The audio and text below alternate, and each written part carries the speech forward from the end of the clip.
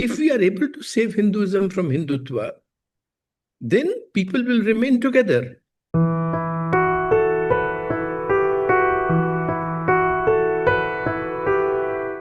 नमस्कार, welcome to this special podcast of the Nehru centre. इसमें हम एक ऐसे व्यक्ति से बात कर रहे हैं। देखिए, वैसे ये कहा जाता है किसी के लिए भी कि इनको परिचय की जरूरत नहीं है, लेकिन कुछ लोगों के बारे में ये बात लिटरली सच होती है।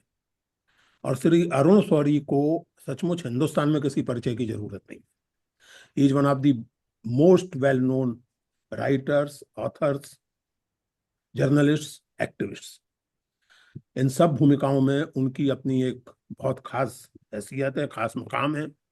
अटल बिहारी वाजपेयी की सरकार में वो मंत्री भी रह चुके हैं, संपादक रह चुके हैं। शुरुआत उन्होंने सिविल राइट्स एक्टिविस्ट के तौर पर की थी और उसके बाद लगातार ऐसे काम करते रहे कि जिसके चलते उनके प्रिय लोगों में से एक स्वर्गीय रामनाथ गोयनका ने उनको कमिश्नर ऑफ लॉस्ट कॉजेज कहा था, जिससे उन्होंने अपनी पिछली पुस्तक, जो संस्मरणों की पुस्तक है, उसका शीर्षक लिया। अरुण शौरी की नई किताब इस समय बहुत चर्चित है। सावरकर पर उन्होंने किताब लिखी है, विनायक दामोदर सावरकर पर, और बहुत चर्चित है। जल्दी ही इसका हिंदी संस्करण भी आने वाला है। और ये किताब कई लोगों को बड़ी अनपेक्षित लगी, क्योंकि शौरी साहब की जो पब्लिक लाइफ रही है, उनके जो रुझानात रहे हैं, उसको देखते हुए कुछ लोग इस किताब से बहुत चौंके कि ये किताब अरुण शौरी ने लिखी है। बहरहाल, इसकी चर्चा बहुत है और बहुत प्रामाणिक ढंग से, बहुत ओरिजिनल सोर्सेस को और ब्रिटिश सरकार के सोर्सेस को कंसल्ट करते हुए उन्होंने सावरकर के आसपास जो एक माइथोलॉजी क्रिएट की गई है, उसको डिकंस्ट्रक्ट किया है, उस पर बात की है। और जैसा कि उन्होंने किताब की भूमिका में लिखा है, उन्होंने ये काम करने के लिए सावरकर पर लिखे हुए से ज्यादा महत्व सावरकर के अपने लिखे हुए को दिया है। और इसलिए इस किताब में एक अलग तरह की ऑथेंटिसिटी है, because the author is not really depending upon the secondary sources but on the person himself, that is Vinayak Damodar Savarkar. तो अरुण शौरी जी से हम लोग बात करेंगे उनकी किताब के बारे में। अरुण जी, बहुत धन्यवाद आपका, नमस्कार। इस कार्यक्रम में शामिल होने के लिए आप आए, बहुत बहुत आपका आभार। मैं शुरुआत करना चाहता हूँ, आपने अपनी किताब के दो हिस्से किए। पहले हिस्से का शीर्षक है मच टू लर्न, दूसरे का है not much not to learn.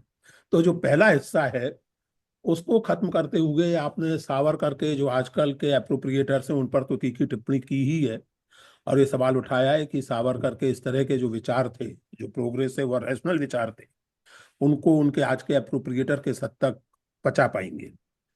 उसी के साथ आपने एक महत्वपूर्ण सवाल उठाया है और जिसका जवाब देने की आपकी पूरी किताब आपकी उनका जवाब देने की कोशिश करती है। और वो सवाल ये कि एक तरफ इतने रैशनल होते हुए सावरकर पॉलिटिक्स में इतने इरैशनल स्टैंड कैसे लेते रहे।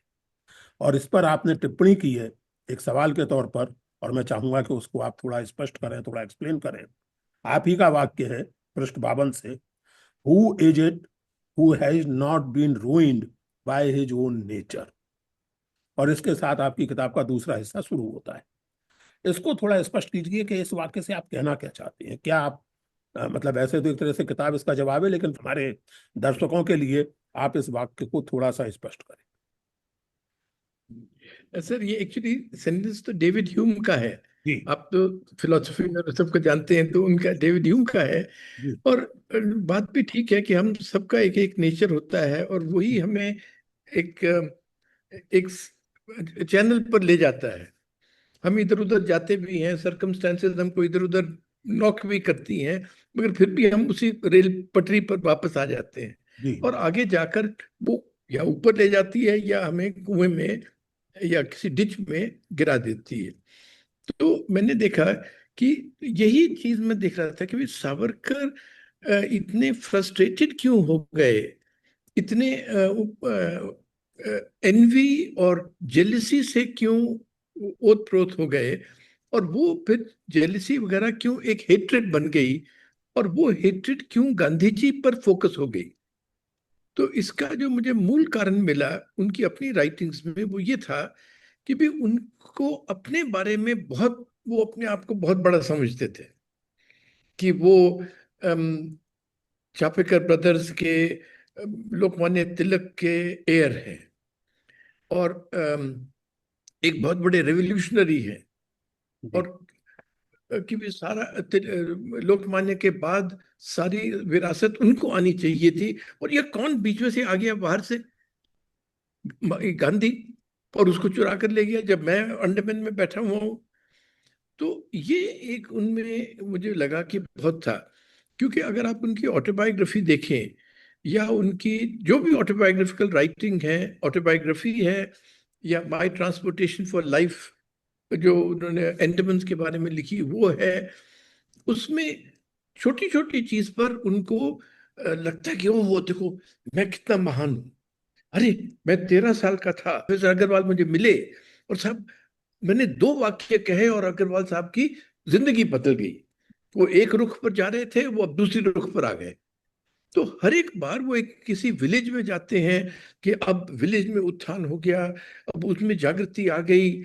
मतलब ऐसी चीजें उनके अपने बारे में कौन सोचता है?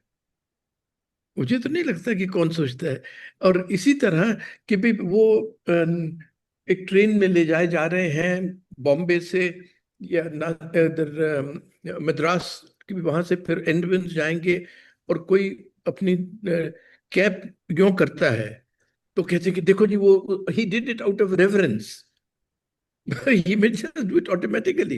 तो He's a Britisher, he just did it. क्या आप ये कहना चाहते हैं कि Savarkar suffered from a delusion of his own glory?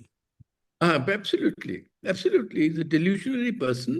And the chief delusion was about himself. And this is what led to jealousy.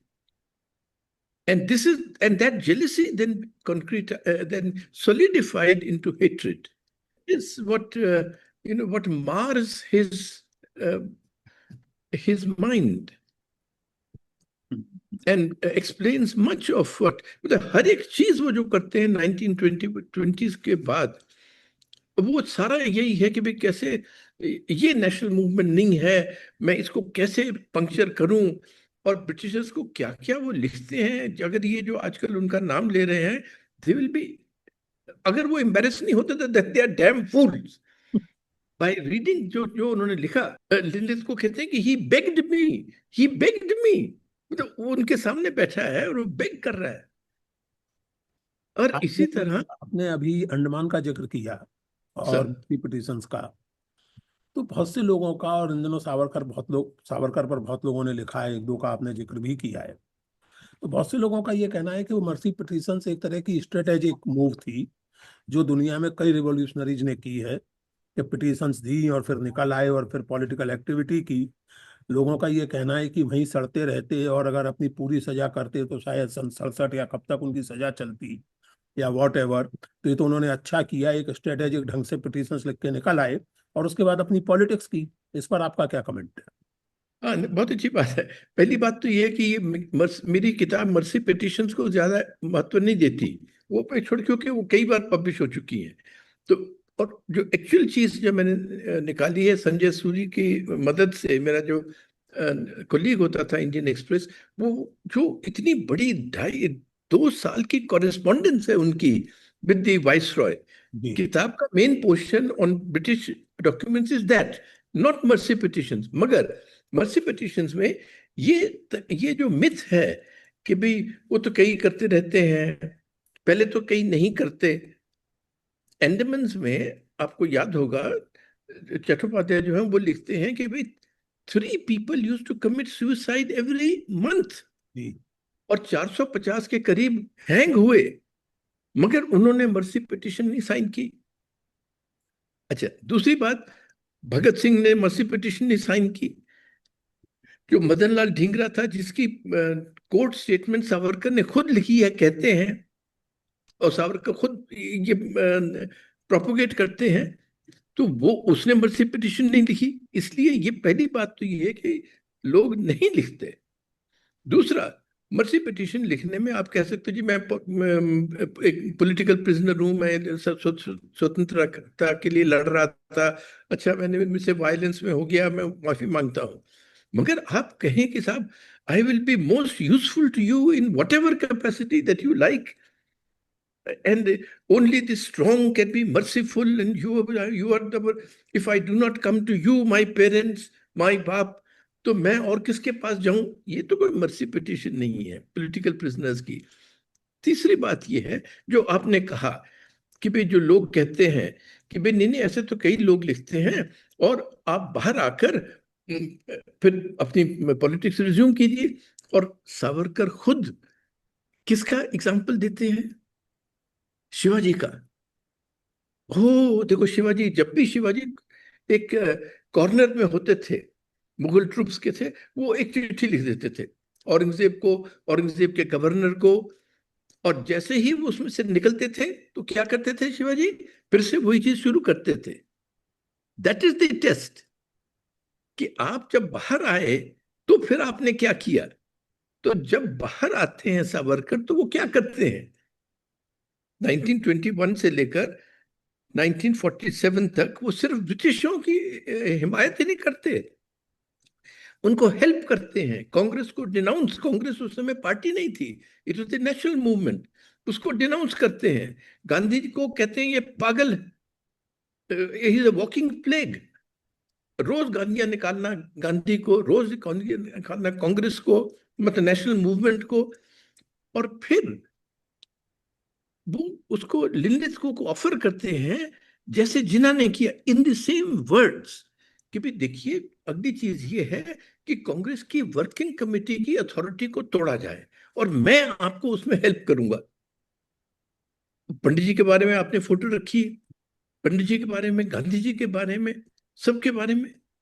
और उस समय तो जो वर्किंग कमेटी थी उसमें सुभाष चंद्र बोस भी थे जब वो ये कहते हैं। तो ये कोई शिवाजी वाली बात हुई कि भाई मैंने ऐसे ही लिख दी चिट्ठी और जब मैं बाहर आया तो मैं, तो उसी उसी टेस्ट पर आप उन्हें टेस्ट कीजिए। और दूसरा क्राइटेरियन सावरकर खुद देते हैं कि it depends on whether your enemy is fooled और नॉट। तो the British were not fooled by his petition writing. Certainly. हाँ, वो तो कहते हैं कि भाई ही is a double speaking small man, little man. Double speaking क्योंकि वो जानते हैं कि पब्लिक में ये क्या कह रहा है, साथियों को क्या कह रहा है, मुझे क्या कह रहा है। ये सब सॉरी है जी। साहब किताब में विस्तार से दिखाया है कि किस तरह सावरकर जब लिनलिथुओ को चिट्ठियां लिख रहे हैं तो उनकी टोन कैसी है, जब हिंदू महासभा की वर्किंग कमेटी में बात कर रहे हैं तो टोन कैसी है, पब्लिक में लेक्चर दे रहे हैं तो टोन कैसी है। ये सब बहुत नहीं, विस्तार और बहुत नहीं, और फिर लिनलिथ को, और फिर सर लिनलिथ को कह रहे हैं कि जो हमने रेजोल्यूशन पास की है उसको please don't give it any importance. वो भी आपने अभी अभी जिक्र हुआ सुभाष जी का, नेताजी सुभाष बोस का और इसका। आज सॉरी साहब, उस समय जो गांधी और नेहरू को लगता था आज दुनिया जानती है। Don't you think that Gandhi Nehru's assessment of Hitler was much better and much more authentic than Netaji assessment of Hitler? Hitler का यस। जो मूल्यांकन नेताजी के मन में था, हिटलर की जो समझ नेताजी के मन में थी, क्या गांधी नेहरू की समझ उससे बहुत बेहतर नहीं थी? हाँ, वो तो जरूर थी ही, नो डाउट। और मगर नेताजी में एक चीज है, जी। नेताजी की एक फंडामेंटल व्यू थी बहुत पहले से, इसी से वो कांग्रेस से उनको तकरीबन निकाला गया या एटलीस्ट प्रेसिडेंटशिप से धकेला गया, क्योंकि उनकी ये व्यू थी कि भाई हम, हमारी प्रिंसिपल फाइट है ब्रिटिशर्स के साथ, इसलिए जिसकी भी मदद हो सकती है वो हमें लेनी चाहिए। पंडित जी वगैरह की व्यू दूसरी थी कि नहीं, अगर आप ऐसे व्यक्ति को, हमें दुनिया का भी देखना चाहिए कि भाई अगर ऐसा व्यक्ति और ऐसा शासन भावी होता है दुनिया पर तो क्या होगा सिविलाइजेशन को, और लेकिन उसमें दुनिया इंडिया की ही भी बात नहीं, दबेगा। माफ कीजिएगा, दुनिया की ही बात नहीं, आपने खुद अपनी किताब में हिटलर की टेबल टॉक से कोट किया है, अन्यत्र कोट किया है। हाँ, खुद हिंदुस्तानियों के बारे में हिटलर की क्या राय थी? हाँ बिल्कुल, तो हिंदुस्तानियों आपने को कोट किया है। इतना डिस्पाइज करता था। और वो तो ये बार बार उसने ये कहा है कि भाई नहीं, Indian should be ruled by the British, क्योंकि खुद नहीं रह सकते, इसलिए white races alone have the capacity and they should rule. Sir इसीलिए जब वो जापान की बात होती है और जापान सिंगापुर में जीतता है तो Hitler is quite upset, hmm. Japan is his ally. But he says that the yellow race has defeated the white Right, race. you have quoted that, yes. हाँ, Hmm. सो बिल्कुल एक तो बात यह है कि भी उसका इंडियंस के लिए बहुत ही वो इनको एक यूजलेस कॉम समझता था। बिल्कुल, Inferior race. हाँ बिल्कुल, inferior race which cannot rule by itself and therefore has to be ruled, and they're only they should be hewers of water and drawers of water and hewers of wood. और इनको educate नहीं करना चाहिए कि Britishers ने सबसे बड़ी गलती की कि इनको एजुकेशन दे दी। जी, ये हिटलर की और राय। ये चीज सर उनके उस कॉन्वर्सेशन में नहीं है, ये उनकी जो मेन काम्फ है, his first and only volume, उसमें है जी, कि such he looks down upon Indians. और खासकर ये जो सावरकर वगैरह थे जो कि इधर उधर घूम रहे थे यूरोप में आस्किंग फॉर सम हेल्प, उनके बारे में वो क्या कहता है, it is in the book. I know. एक मैं आपसे और एक सवाल पूछना चाहता हूँ इसी सिलसिले में। जो रिक्रूट करने का काम सावरकर ने किया और जिनके चलते उस समय लोग उनको रिक्रूट वीर सावरकर कहने लगे थे, उस पर सावरकर का और उनके समर्थकों का ये दावा रहा है कि वो हिंदुओं का सैनिकीकरण उनकी एक पॉलिटिकल स्ट्रेटेजी थी, और वो ब्रिटिश फौज में भर्ती होने की सलाह हिंदुओं को इसलिए दे रहे थे ताकि जरूरत पड़ने पर हिंदू खुद जो हैं वो मिलिट्रीली कैपेबल हो। इस पर आपकी क्या टिप्पणी है? Sir, there is no doubt कि भाई British thought of Muslim soldiers as more reliable, और इसलिए Muslim representation in the army and in the police, for instance, in UP, was more. Though Savarkar is always exaggerating the figures,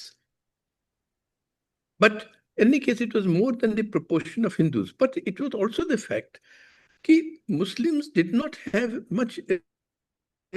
They were, because of the what do you call short-sightedness of Muslim leadership, Muslims did not go in for modern education. Yeah, right. जैसे अब अगर आप doctors की बात कर सोचें तो Hindu doctor ज्यादा थे, मुस्लिम्स कम थे। नर्सेस की सोच लें, हायर एजुकेशन में सोच लें, वो हर एक में तो ब्रिटिश मुस्लिम्स को डाउन नहीं कर रहे, मगर वो इजियर जो ऑक्यूपेशन में आदमी भर्ती हो सकता था वो थी मिलिट्री, तो उसमें हो जाते थे। जैसे हमारे पंजाब से, मैं पंजाब से हूँ, हमारी रिप्रेजेंटेशन आर्मी में ज्यादा होती थी क्योंकि हम कुछ और नहीं करना जानते थे, सिर्फ एग्रीकल्चर या फौज में चले जाओ। जी जी। तो जो अब साउथ इंडियन है और वो आईसीएस में बहुत ज्यादा है, तो इसका ये तो नहीं मतलब कि भाई वो पंजाबियों को नीचे रख रहा है अंग्रेज, नहीं। हम नहीं पढ़ रहे, हमारे पास वो रिसोर्सेज नहीं है कि भी हम जाकर लंदन में अपना इम्तिहान दे सकें, जी, इसलिए हम होते नहीं। और फिर बात यह है कि अच्छा आपने रिक्रूट कर दिया, हिंदू हिंदू इनके कहने पर कितने गए वो पता नहीं है। British did not think so, British thought कि ये कह रहा है मगर इसके कोई इन्फ्लुएंस नहीं है। ओके। वो आप देखेंगे पिल्डिच जो डायरेक्टर ऑफ इंफॉर्मेशन ब्यूरो थे, बहुत पावरफुल आदमी था, बहुत वेल इन्फॉर्म्ड था, उसकी क्या राय है कि the man of little influence yes. And the Hindu Mahasabha campaign of little influence. तो एक तो कितने आए, चलिए आए, तो फिर इसका ये व्यू था कि भी जब टाइम आएगा तो they will turn their guns on the British officers या and not on the British. अच्छा हुआ क्या, आईएनए वाले लोग नेताजी की लीडरशिप के अंडर बर्मा में आते हैं। जी। अच्छा, जो जो सोल्जर्स हैं इंडियन आर्मी में, ब्रिटिश इंडियन आर्मी में, वो क्या करते हैं, उनको उतनी ही तरह ठीक खत्म करते हैं जैसे कि किसी और को। बिल्कुल जी। तो वो नहीं हुआ। अच्छा, ये इसका ये था कि नहीं तुम वहां से लाना और मैं यहां से एक अपराइजिंग करवा दूंगा, आर्मी में भी और जनता में भी। कोई अपराइजिंग नहीं हुई है जी। राइट। अच्छा, दूसरी चीज आर्मी आर्मी में नहीं हुई, पॉपुलेशन में नहीं हुई, हिंदू महासभा के अपने मेंबर्स ने नहीं किया कुछ, कौन सी अपराइजिंग थी। तो ये तो मन गढ़ंत बातें कि साहब मैं ये कर रहा हूँ उस चीज के कारण कर रहा हूँ, भाई देखिए तो सही तुमने कुछ किया क्या नहीं, तो क्या, सॉरी क्या साहब, तुम्हारे कहने पर किसी ने कुछ किया या नहीं। क्या आप ये कहेंगे कि सारे डिलीजन्स के बावजूद Savarkar was a historical failure? Of course, he is nobody, he is a forgotten person. ये आज वाले जो लोग हैं जिनके पास हीरोज नहीं है, ये उनको उठा रहे हैं। ओके, अब मेरे आपसे आखिरी दो इस सवाल रहते हैं। एक तो ये कि आपने अपनी किताब खत्म की है, सेव हिंदुइज्म फ्रॉम हिंदुत्व, एक तरह का कॉल जैसा आपकी किताब का ये आखिरी चार शब्द हैं, save Hinduism from Hindutva. I would like you to explain this part, that how you feel, how you perceive such a great contradiction between Hinduism and Hindutva, कि आपको लगता है कि हिंदुइज्म को, हिंदू धर्म को, हिंदू परंपरा को हिंदुत्व से खतरा है और उसे हिंदुत्व से बचाया जाना चाहिए। इस पर थोड़ा अपने विस्तार से बात कीजिए, आप बताइए, एक्सप्लेन कीजिए। डॉक्टर साहब, ये पहली चीज तो ये है कि जो सावरकर का वो ट्रैक्ट है हिंदुत्व, और या उसको बाद में पब्लिश किया इसेंशियल्स ऑफ हिंदुत्व, उसमें ये डिस्टिंक्शन बहुत बहुत जोर से की गई है। किसने की है? आपने और मैंने नहीं, सावरकर ने खुद की। जी अच्छा, और उसका जो हिंदुइज्म में हम सब क्या कहते हैं, जब हमारे प्रधानमंत्री बोलते हैं, क्या कहते हैं? नहीं जी, हमारी तो परंपरा है वसुधैव कुटुंबकम। हम्म? अच्छा, सारी दुनिया में एक कुटुंब है, सारा यूनिवर्स एक कुटुंब है। जी। मगर सावरकर क्या कहते हैं कि नहीं नहीं, बिल्कुल नहीं, हम्म, ये लोग नहीं है, ये लोग नहीं है, वो लोग नहीं है। तो पहले ही एक डिस्टिंक्शन बन जाती है। दूसरी चीज ये है कि सावरकर के हिंदुत्व में, जी। और ये खास आप पाइएगा उनकी, जैसे जो लास्ट बुक थी, six glorious epochs of Indian history, उसमें कि भाई we should be super cruel, we should be super cunning, we should be super vengeful, we should have vengeance, we should do, पता है क्या क्या नहीं, वो विमेन को रेप करना चाहिए जब आपके हाथ में आ जाए। उन्होंने शिवाजी को भी ने इसमें क्रिटिसाइज किया कि क्यों इसने एक गवर्नर की वाइफ को ऐसे ही छोड़ दिया, और उसको वो नहीं किया जो कि लेट अस से टीपू सुल्तान के गुंडों ने महाराष्ट्रियन विमेन को किया, या कन्नड़ा विमेन को किया। ये वो चाहते हैं कि भाई ये वैल्यूज हम पाए, अपने आप में इंटरनलाइज करें। तो क्या ये हिंदुइज्म की वैल्यूज है? हिंदुइज्म और हिंदू सोसाइटी का और इंडिया का क्या होगा अगर हम ये वैल्यूज इंटरनलाइज कर लें? और ये एक पैसेज में नहीं है, ये 600 पेज की किताब है, पूरी किताब। उसमें बार बार ये आता है, सुपर क्रूअल होइए, सुपर कनिंग होइए, कोई ट्रूथ ऐसी चीज नहीं है, कोई compassion. These are what he calls perverted sense of virtues. सद्गुण विकृति। हाँ, तो this is a complete overturning of what we know Hinduism to be. Second point, I feel Hinduism, Buddhism, Jainism के बारे में मैं इतना नहीं जानता, पर हिंदुइज्म और बुद्धिज्म में जो इसेंशियल चीज है, it is an inner directed search. Inner directed search. जी योग चित्त वृत्ति निरोध, वो ये नहीं कहते कि सुपर क्रूअल होकर किसी को मारा है। जी अंदर देखिए, उसको शांत कीजिए, उसको समझिए वगैरह, उसको ट्रांसफॉर्म करिए। और जी and Hindutva is all outward, extroverted, and extroverted in a terrible way. जी। So that is why अगर हम हिंदुत्व की चीजें फॉलो करेंगे तो हम बिल्कुल कि इस्लामिक स्टेट इन सेफ्रॉन बन जाएंगे, पाकिस्तान बन जाएंगे, और हमें पाकिस्तान का क्या हश्र हुआ है वो वो देखना चाहिए। जी जी। आ, असल में सावरकर की वो जो किताब है, सिक्स ग्लोरियस एपोक्स, उसमें तो बौद्धों पर भी काफी उनका नजला गिरा है। बौद्धों को भी उन्होंने बहुत कंडेम किया है उसमें लगातार। बिल्कुल बिल्कुल। वो उसमें किसी को नहीं छोड़ा उन्होंने, केवल मुसलमानों नहीं बल्कि बौद्धों नहीं पर नहीं, भी। क्योंकि क्योंकि सर उसमें वेरी इंटरेस्टिंग पॉइंट, वो एक कारण है। वो कहते हैं कि हेट्रेड यूनाइट्स, या इसलिए एनिमी पैदा करो। Hatred unites, whose phrase is it? Savarkar's phrase. तो इसलिए जी। अब देखना है कि भाई मुसलमान क्यों कैप्चर कर गए हमको। अब ये तो नहीं कह सकते कि जी हिंदुओं ने हिंदुओं को बिट्रे किया, इसलिए कह दो जी बुद्धों ने किया।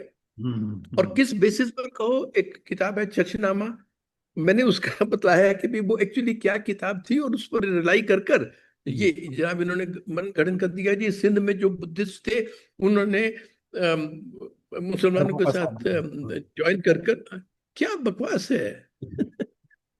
अच्छा सॉरी साहब, आखिरी सवाल, और ये एक नाजुक सवाल है। इस समय हम हिंदुत्व के बहुत उग्र रूप के सामने हैं, बहुत एक्सट्रीम या fierce form of Hindutva politics.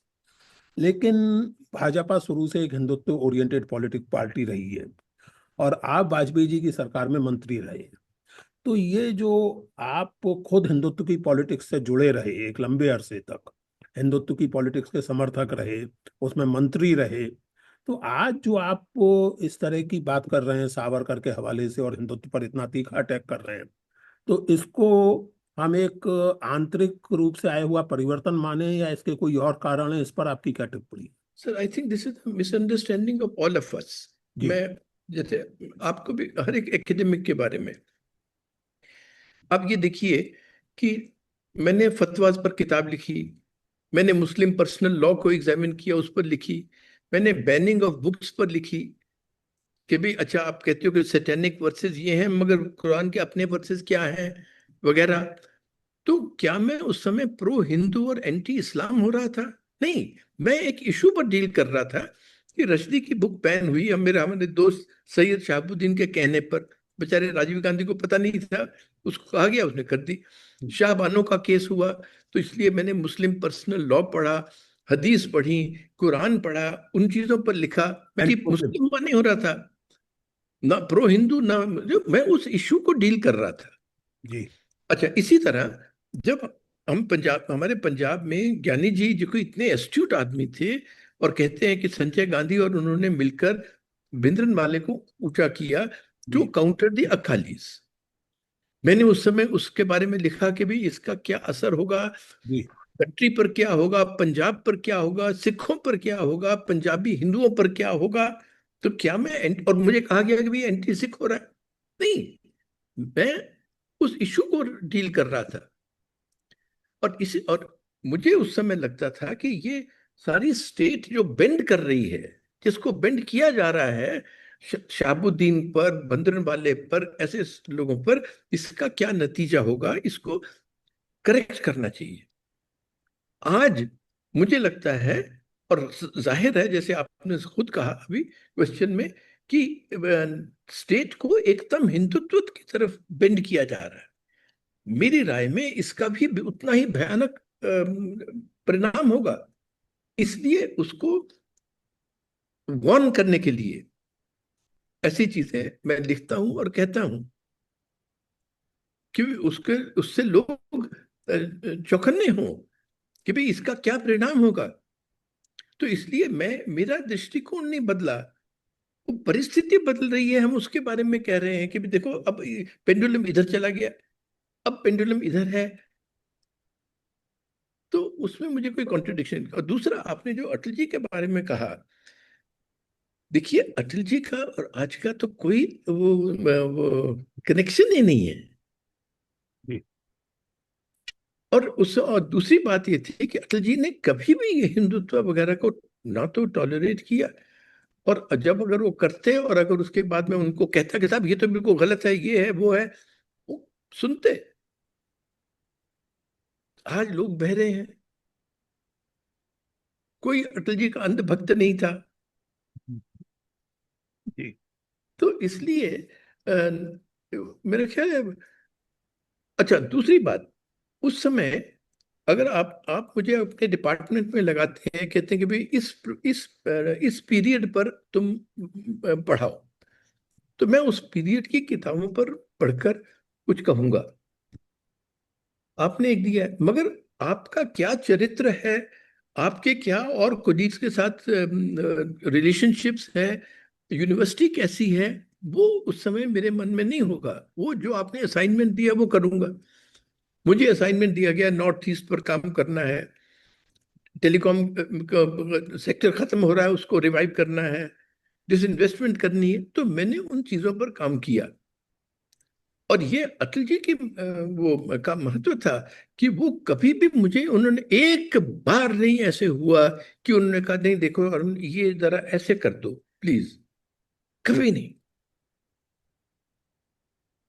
एक ही बार हुआ कि ब्रजेश मिश्रा ने मुझे कहा कि क्या करना चाहिए, प्लीज अगर हो सके तो ये कर दो। और वो आज के लोगों को ताज्जुब होगा, एयर इंडिया की डिसइन्वेस्टमेंट थी। तो उन्होंने मुझे बुलाया, कैबिनेट ने अप्रूव कर दी थी। ये जेट एयरवेज वाले फोर्ज कर कर लेटर्स पढ़वा रहे थे एमपी से, प्रिय रंजन दास मुंशी से उन्होंने पढ़वाया लोकसभा में, मैंने प्रूव किया कि ये फोर्ज लेटर है।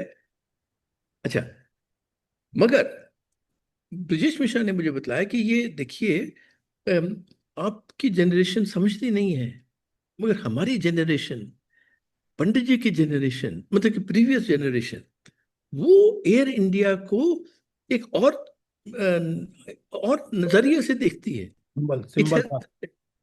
Has, he said to me, it has flown the national flag. या सिंबल, नेशनल सिंबल। तो इसलिए मैं ये नहीं चाहता कि ये फॉरेनर्स के हाथ में चली जाए। और आपने बिडिंग सबसे कैबिनेट से अप्रूव करवाई है कि वे सब बिड कर सकते हैं इसके लिए। तो इसलिए मुझे कुछ दिन दो।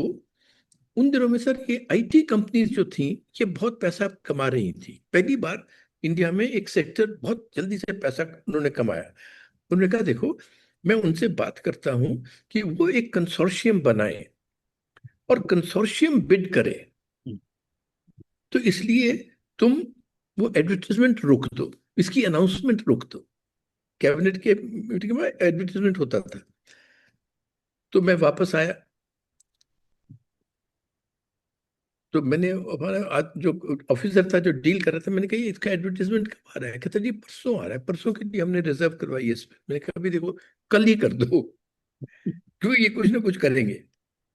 तो जनाब हमें जगह नहीं मिली, एक ही पेपर में जगह मिली, तो हमने वो अनाउंस कर दिया। और कभी भी ब्रजेश जी ने ये नहीं कहा कि भी तुमने क्यों किया, मैंने कहा था। क्योंकि और उनका भी मन ये था कि भी एक कंसोर्शियम ऑफ इंडियन कंपनीज बने और ये इंडियन हाथ में रहे। तो ऐसे काम होता था, और उसका हिंदुत्व वगैरह से कोई भी रिलेशनशिप नहीं था। एंड मैंने आपको एक ही इंसिडेंट बतलाता हूँ। Atal ji did not have that higher opinion about the extent to which the RSS leadership of that time was aware of what should be done in the economy and the country. WTO का question था, और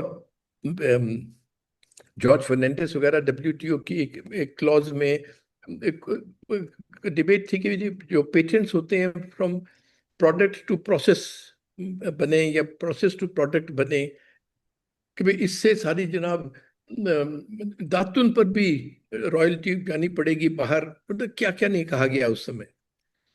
तो इसको oppose किया जाए, सब कह रहे थे, और आरएसएस भी उसमें लग गया। तो एक दिन एक साइंटिस्ट और मैं अटल जी के पास बैठे थे। तो ये हुआ कि भाई ये आरएसएस अपोज कर रहा है, और आरएसएस ने कह दिया कि भाई 60 लोग वोट अगेंस्ट करते हैं, ये सरकार गिर जाएगी, इसको मत रेटिफाई करो। तो मैंने अटल जी से कहा कि सर हम दोनों जाते हैं, क्योंकि वो साइंटिस्ट और मैं, और हम सुदर्शन जी को बतलाते हैं कि साहब समझ देखिए ये है, ये है, ये we will apprise him of the actual facts. तो अटल जी ने मुझे कहा, अरे भैया, उनका समय क्यों बर्बाद करते हो और अपना समय क्यों बर्बाद करते हो, वो सर्वज्ञानी है। तो दिस वाज हिज व्यू। तो ऐसे टाइम पर कहना कि भाई वो और आज का कोई भी वो है, बिल्कुल नहीं है। और जहां तक अटल जी की बात आई, जैसे उन्होंने सावरकर की जो अपनी भाषण दिया, उसके बारे में मैंने जिक्र किया कि कैसे वो भी वही मिथ्स रिपीट कर रहे थे अपने भाषण में।